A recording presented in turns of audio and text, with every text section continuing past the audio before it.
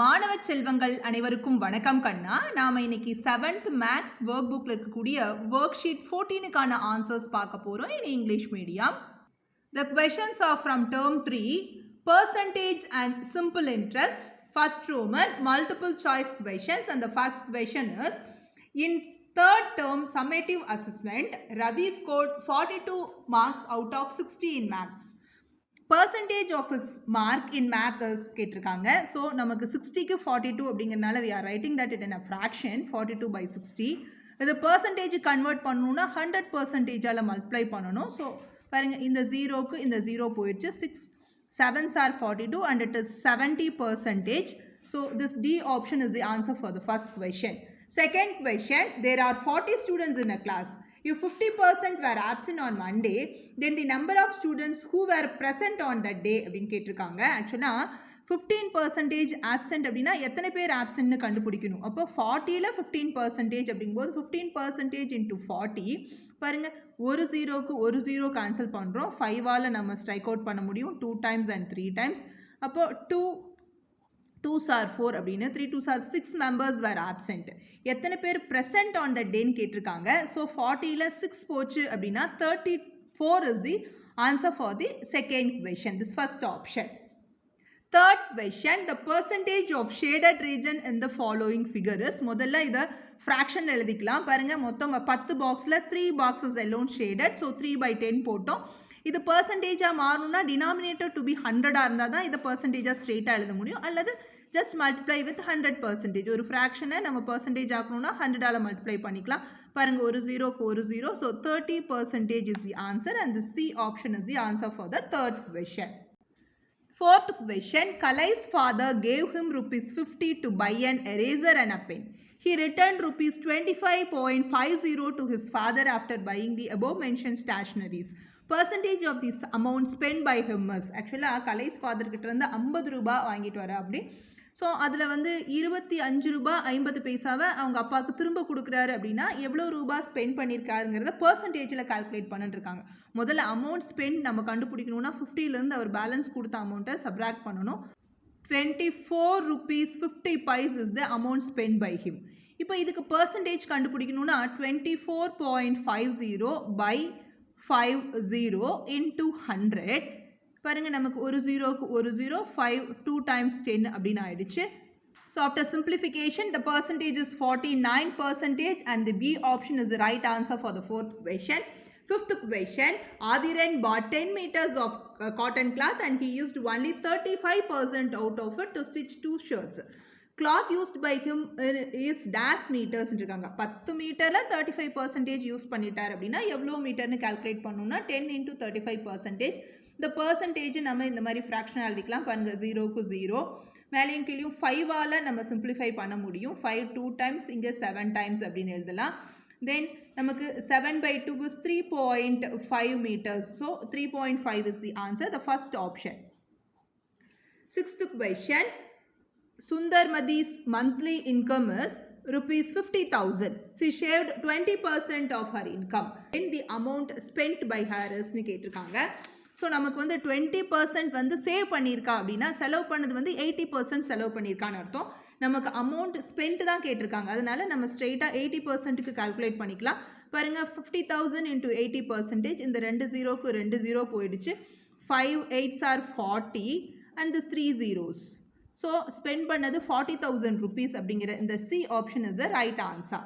7th question, the pocket money given to Niraimuli is ₹100.75 and she shaved 40% out of it. The amount saved by her is அப்படின்னு கொடுத்துருக்காங்க. ஆக்சுவலாக இந்த 100.75ல் 40% save பண்ணியிருக்கா நிறைமொழின்னு சொல்லியிருக்கனால 100.75 into 40%, இதை ஃப்ராக்ஷனாக நம்ம எழுதுகிறோம். பாருங்கள், ஒரு ஜீரோக்கு ஒரு ஜீரோ கேன்சல் பண்ணிடுறோம். 2ஆல் ஸ்ட்ரைக் அவுட் பண்ண முடியும். 2 times, இது 5 times அப்படின்னு. இதை 5ஆல் டிவைட் பண்ண முடியும். 5 2s are 10, then 0 as it is. 5 1s are 5, then 5 times. இப்போ இது ரெண்டையும் மல்டிப்ளை பண்ணோம் அப்படின்னா 40.30 will be the amount saved by her. So this is ₹40.30.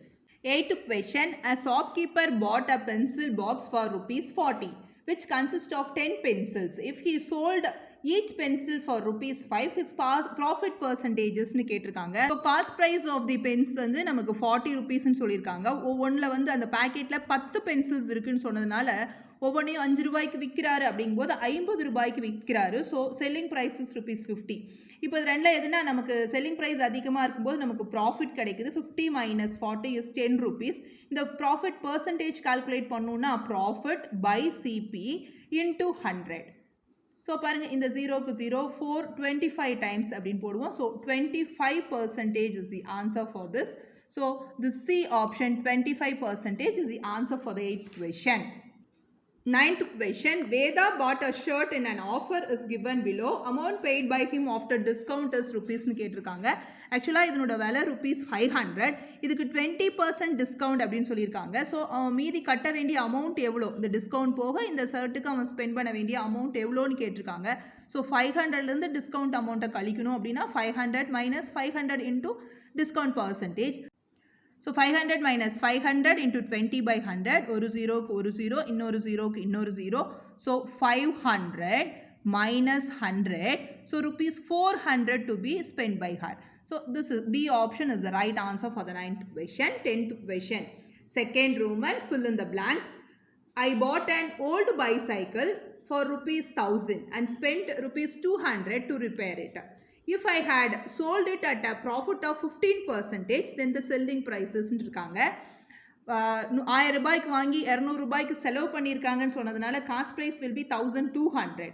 Profit வந்து 15% அப்படின்னு இருக்காங்க. அப்போ இந்த காஸ்ட் ப்ரைஸோட இந்த 15% மல்டிப்ளை பண்ணால் நமக்கு ப்ராஃபிட் அமௌண்ட் கிடைச்சிடும். So 1200 into 15 by 100. ஏன்னா 15% can be written as 15 by 100. இந்த 2 ஜீரோக்கு 2 ஜீரோ போயிடுச்சு. நமக்கு 15 into 12 is ₹180 அப்படின்னு கிடைக்கும். ஸோ இப்போ இந்த காஸ்ட் ப்ரைஸோட இந்த ப்ராஃபிட்டை ஆட் பண்ணிக்க போகிறோம்.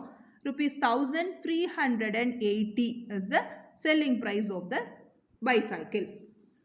11th question, Kumaran deposited ₹1 lakh in a bank at 5% rate of simple interest. After 5 years, the amount which he will get is னு கேட்டிருக்காங்க. நமக்கு simple interest ஓட formula it is PNR by 100. இங்கே principal is 1 lakh. Then N வந்து number of years. Rate of interest 5 இருக்காங்க. So 5 by 100. பாருங்க இந்த 2 ஜீரோக்கு 2 ஜீரோ போய் 5 5s are 25 and it is 25,000. நமக்கு இன்ட்ரெஸ்ட் மட்டும் கிடைக்குது. So interest and also the principal ரெண்டையும் சேர்த்தா தான் நம்ம அமௌண்ட்னு சொல்லுவோம். So 1 lakh plus 25,000 is 1,25,000 is the amount he got back after 5 years. 12th question, Vinod bought a bike by borrowing a loan amount of ₹20,000 from a bank at 10% of simple interest. If he paid ₹8,000 as interest while clearing the loan, time taken by him to clear the loan is dash years அப்படின்னு சொல்லி கொடுத்துருக்காங்க. ஆக்சுவலாக இது வந்து நமக்கு simple interest அப்படிங்கும்போது PNR by 100. நமக்கு இந்த PNR by 100 தான் 8,000 அப்படின்னு சொல்லி கொடுத்துருக்காங்க. இதில் நமக்கு எத்தனை வருஷம் ஆச்சு இது கம்ப்ளீட் பண்ணுறதுக்கு அப்படின்னு நமக்கு சொல்லியிருக்கிறதுனால நம்ம we have to substitute the values of PR and we have to find N. அப்போ P வந்து 20,000,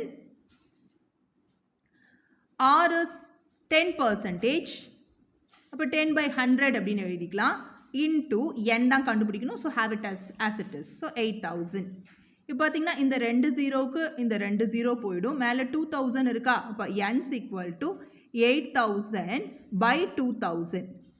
இந்த பாருங்க இந்த 3 ஜீரோக்கு இந்த 3 ஜீரோ போயிடும். 2 4s are 8னு N is 4 years அப்படின்னு கிடைக்குது. 13th question, Raghavan borrowed ₹10,000 from Sriram to invest in his business. After 5 years, he returned with simple interest of ₹2,000. Rate of interest paid by him னு சொல்லியிருக்காங்க. இதுலேயுமே simple interest தான் சொல்லியிருக்காங்க. So PNR by 100 is ₹2,000 அப்படின்னு இருக்காங்க. He borrowed 10,000. அப்புறம் 5 years சொல்லியிருக்காங்க. அப்போது இது வந்து 10,000. P is 10,000. N is 5 years and we have to find R equal to 2,000. So இந்த 2 ஜீரோக்கு 2 ஜீரோ போயிடுச்சு.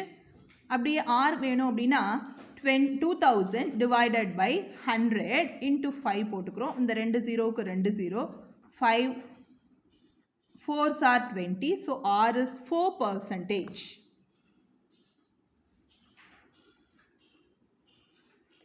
Third Roman, match the following. 14th question, 15%. Percentage na by 100 எழுத முடியும். இந்த percentage இருக்கிறத straight decimal மாத்தணும்னா 0.15. So this is the answer for the first one.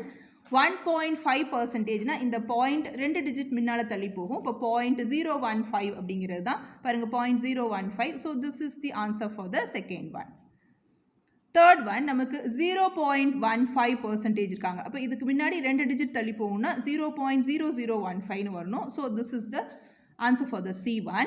And 150% அப்படின்னா இங்க இருக்கிற பாயிண்ட் இங்க தள்ளி போகணும்னு அர்த்தம். So it is 1.5. So this is the D is the answer for it. 1.5 is the answer for D.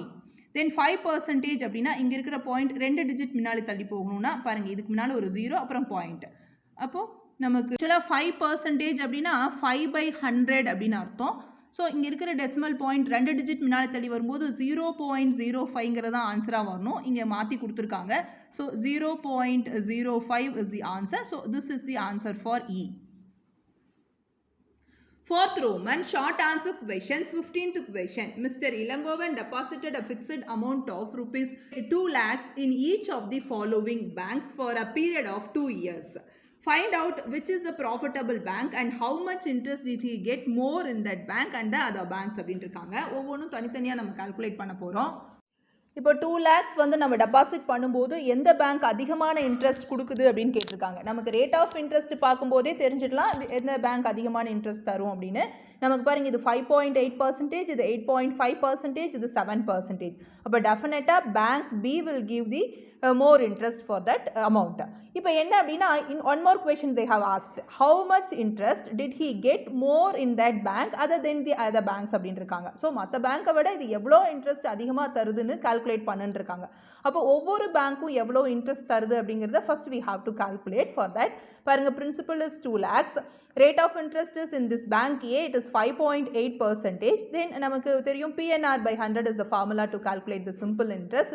So நம்ம 2 lakhs into 2 into 5.8 by 100 நம்ம simplify பண்ணும்போது 23,200 is the interest paid by bank A.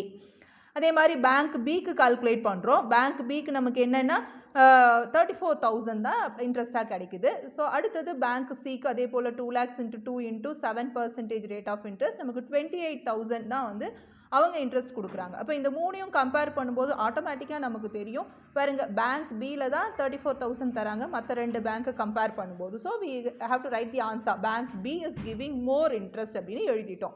But one mark question எவ்வளோ அதிகம் அப்படின்றதுனால we have to find. இதில் பாருங்களேன் நமக்கு இதிலிருந்து இதை சப்ராக்ட் பண்ணுறோம். நமக்கு 10,800 வருது. So bank B gives 10,800 rupees more than bank A. அதே மாதிரி நம்ம while comparing with C, bank B gives 6,000 more than this C. அது நம்ம ஸ்டேட்மெண்ட்டாக இங்கேயும் எழுதியிருக்கோம் இங்கேயும் எழுதியிருக்கோம்.